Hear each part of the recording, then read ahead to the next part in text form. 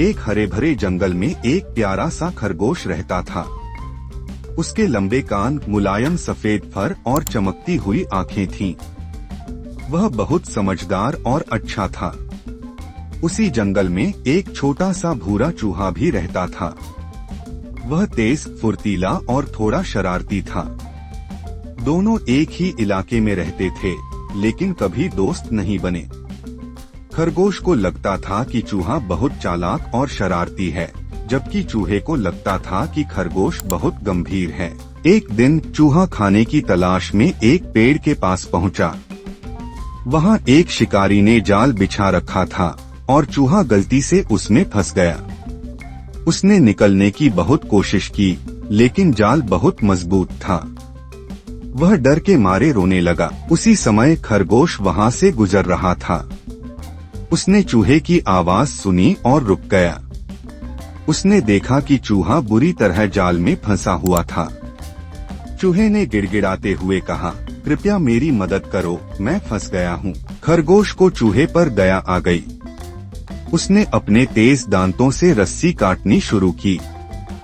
थोड़ी देर की मेहनत के बाद जाल टूट गया और चूहा आजाद हो गया। चूहा बहुत खुश हुआ और बोला, धन्यवाद दोस्त।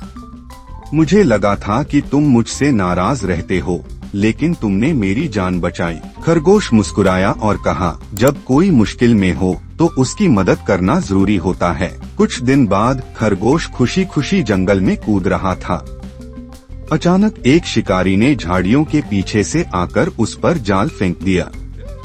खरगोश ने बचने की बहुत कोशिश की, लेकिन वह जाल में बुरी तरह फंस गया। चूहे ने यह सब देखा और तुरंत समझ गया कि खरगोश मुसीबत में है। उसे याद आया कि कैसे खरगोश ने उसकी मदद की थी।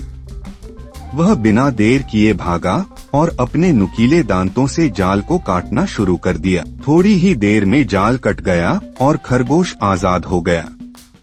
खरगोश ने राहत की सांस ली और चूहे को गले लगा लिया। तुमने मेरी जान बचाई दोस्त। अगर तुम नहीं होते तो मैं पकड़ा जाता। खरगोश ने कहा। चूहे ने हंसते हुए कहा, अब हम दोनों ने एक दूसरे की मदद की।